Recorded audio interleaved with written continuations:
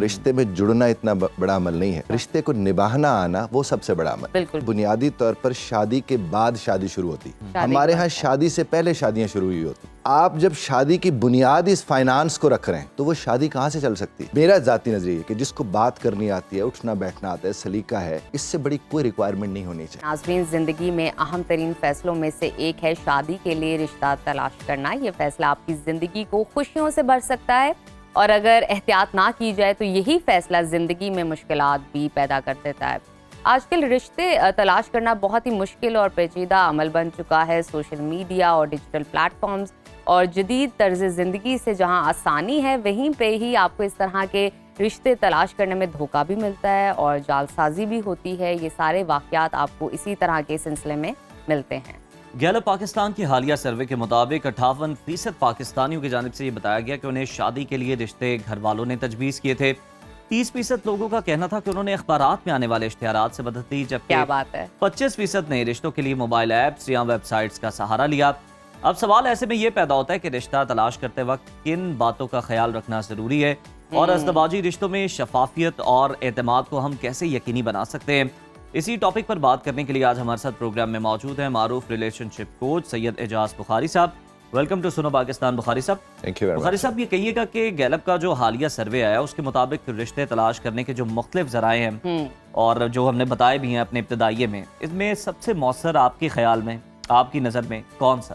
وہ جو 58% والا ہے، وہ جو 58% والا اچھا، وہ کس طرح سے؟ بنیادی طور پر جو آپ کے ارد گرد لوگ ہیں، آپ کے دوست ہیں، رشتہ دار ہیں، وہاں پر چیزیں دیکھ بھال کرنے میں آسانی ہوتی ہے۔ باقی جتنے بھی ہیں وہاں دھوکہ جڑا ہوا ہے۔ لیکن ایک بات میں آپ سے عرض کروں کہ ایک اصول اگر ہم طے کر لیں نا کہ شادی کرنا اتنا بڑا عمل نہیں ہے، رشتے میں جڑنا اتنا بڑا عمل نہیں ہے، رشتے کو نبھانا آنا وہ سب سے بڑا عمل۔ بالکل بارہا یہ دیکھنے کو ملتا ہے کہ بہت ہی عجیب سے لوگ ایک دوسرے کے ساتھ جڑتے ہیں اور پھر وہ رہنا سیکھ لیتے ہیں، اور پھر ان کی وجہ سے لوگ بھی رہ رہے ہوتے ہیں۔ لیکن ہمارے ہاں یہ ہوتا ہے نارملی، جو ہمیں اب روزمرہ میں دیکھنے کو ملتا ہے کہ پہلے لوگ کہتے تھے کہ بہت مشکل سے ہم لوگ دیکھ پاتے تھے، کسی سے مل پاتے تھے، تحقیق کر پاتے تھے، اب تو بڑی آسانی سے ملاقات ہو جاتی ہے۔ اب کیوں غلط فیصلے ہو رہے ہیں؟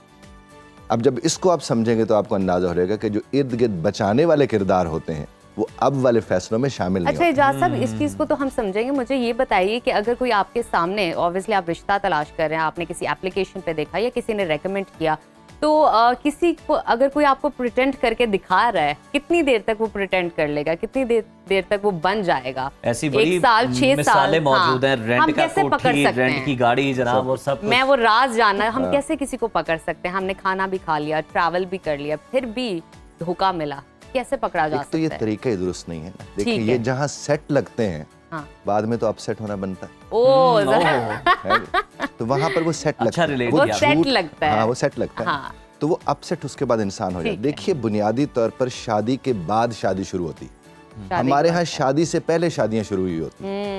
تو آپ دیکھیے، آپ کہیں بھی، ہمارے گھر میں ہماری اپنی کزنز ہوتی ہیں، کزنز ہوتے ہیں، ساتھ ہی پل بڑھ رہے ہیں، ساتھ ہی دیکھے ہوئے، شادی کے فوراً بعد 6 مہینے بعد خلا پہ معاملات پہنچ جاتے ہیں۔ اب ان کو تو آپ نے اچھی طرح دیکھا ہوا تھا، وہ تو آپ کے ساتھ پلے بڑھے تھے، سب کچھ سارا تھا۔ تو اس کا مطلب جو ایپ سے دھوکہ کھا کے آیا ہے وہ تو اتنا بڑا ایپ ہی نہ ہوا، اصل تو وہ تھا جو ساتھ پل رہے تھے، بڑھ رہے تھے، سارے معاملات چل رہے تھے۔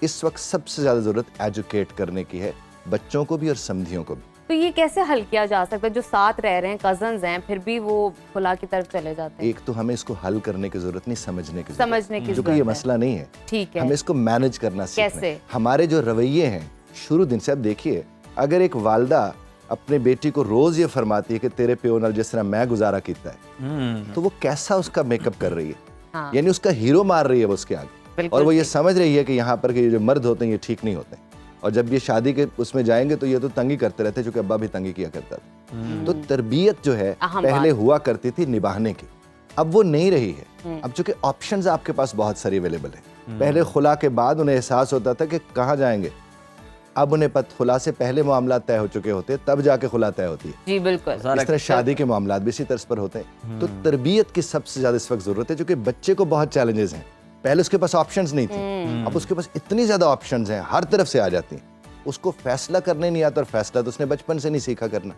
تو اس کے نتائج پھر کیا نکلتے ہیں؟ وہ کہیں ایپ سے جا کر دھوکہ کھائے گا، کہیں ٹک ٹاک سے دھوکہ کھائے گا، کہیں فیس بک سے دھوکہ کھائے گا۔ صاحب، یہ جو چلیں جس طرح سے بھی ہے دھوکہ گھر سے بھی مل رہا ہے, فیملی سے بھی مل رہا ہے, اگر ڈیٹنگ ایپس اور یہ دوسری بھی جو ایپس ہیں وہاں سے بھی آپ دیکھ کے رشتے طے کر رہے ہیں جناب, تو پھر بھی مل رہا ہے.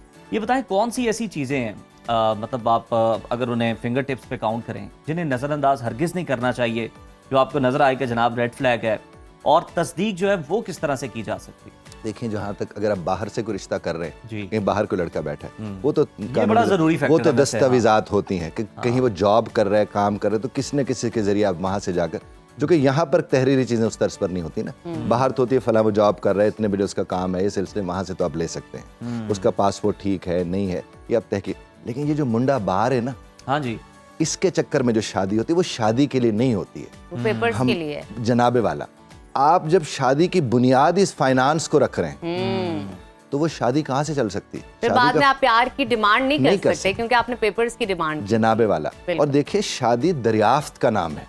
آپ جب ایک رشتے میں بنتے ہیں وہاں سے دریافت شروع ہوتی ہے, آپ ایک دوسرے کو ڈسکور کرتے ایک دوسرے کی محبت میں مبتلا ہو جاتے ہیں. یہاں پر تو محبت کے خاتمے سے شادی کی ابتدا ہوتی ہے, تو اس سے پھر آپ کیا توقع کر سکتے ہیں؟ اسی لیے آپ کے ہمارے معاشرے میں بہت زیادہ لوگ اس چیز کو بھگت رہے ہیں, اور یہ اسی طرح کے سیشن آپ کہتے ہیں نا حل کیا ہے, یہ سیشنز ہی حل ہیں جو ہم بیٹھے کر رہے ہیں. اب اداروں میں ورکشاپس ہونی چاہیے یونیورسٹیز میں جا کر, بچوں کو بتانا چاہیے کہ یہ صرف ایسے فیسینیشن نہیں ہوتی, سویر اٹھ کے ہنڈیا پکانی ہوتی ہے, ناشتے کے لیے تیار کرنا ہوتا ہے, پریکٹیکل لائف ہے جناب والا. بچوں کے اب دیکھیے جو بھی یہاں کام وام کر رہے ہوتے ہیں لوگ, پتہ چلتا ہے سویرے اپنے بچے کو بیٹی کو چھوڑ کے اسکول سے آ رہے ہیں, مارننگ شو کر رہے ہیں, یہاں سے جا رہے ہیں, پھر وہاں سے لے رہے ہیں, یہ کر رہے ہیں, وہ انہیں یہ بھی تو بتائیے نا. انہیں پھر یہ والا سارا نظر آتا ہے کہ کتنے آزاد اور خوبصورت لوگ ہیں بیٹھے ہوئے ہیں, کیا خوبصورت ان کی زندگی, اور ان کا بھگتنا کے معاملات بھی بتانے چاہیے. جو مطلب باہر والا نا, اس میں ایک تو سب سے بڑا اور کامن دھوکہ یہی ہے کہ جناب بتایا یہ جاتا ہے لڑکا جی گلف میں ہے یا کہیں بھی ہے, مینیجریل پوسٹ پہ کام کر رہا ہے جناب, بڑا اچھا ہے, پیسے کی ریل پہ ہے, بڑا اچھا عہدہ ہے, پتہ چلتا ہے وہ بیچارہ سیلز مین ہوتا ہے یا کوئی معمولی سی کو کیب چلا رہا ہے, نوکری کر رہا ہے وہاں پہ.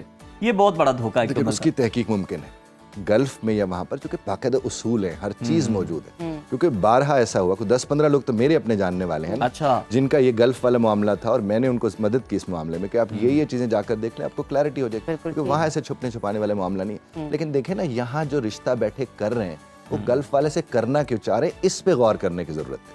وہ آسٹریلین سے کرنا کیوں چاہ رہے ہیں, اس پہ غور سے زیادہ کانٹریکٹ کرنا جناب والا. اور پھر بعد میں وہ کہتے ہیں اللہ نے نصیب خراب کر دیا. اللہ نے تو نہیں کیا, آپ کے اس فیصلے کا صلہ ہے جو آپ کو ملے ہوئے ہیں. کہیں نہ کہیں آپ کی لالچ بھی تھی نا جناب. دیکھیں دھوکہ تو آپ دینے والے کب ہوتے ہیں, جب لینے والا ہوتا ہے. اچھا اعجاز صاحب, ہم نا رشتے کی طرف آتے ہیں کیونکہ ابھی شادی کو ہم ڈسکس کر رہے ہیں, جو رشتہ ڈھونڈنے کا آغاز ہے اس پر آتے ہیں.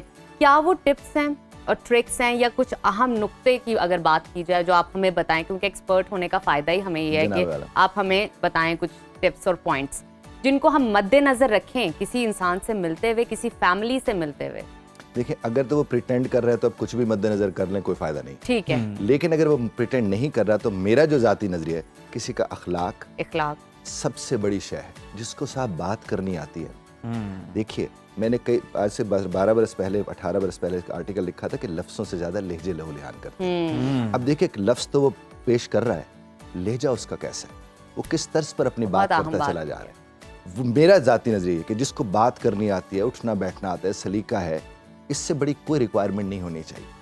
باقی جہاں تک تارے وہ کما کیا رہا ہے, وہ لگا کہاں رہا ہے, اس کا آپ کبھی اندازہ لگا ہی نہیں سکتے. اور ویسے بھی زیادہ کمانے والے جو مرد ہوتے ہیں ان سے وفا کی کمی توقع کی جا سکتی ہے. یہ کیوں ہے؟ یہ ہے دیکھا گیا پرسنٹیج, ان کے پاس آپشنز ہیں. تو یہ جو ایسا یہ جو ہم دیکھتے ہیں کہ میرج بیوروز والے ہیں, یہ جو ایپ پوشیاں کر رہے ہوتے ہیں جناب, ان کو کیا کہیں گے آپ؟ ان کے بارے میں بھی تو ذرا ان کا ایک تو کاروبار ارشاد ہو جائے.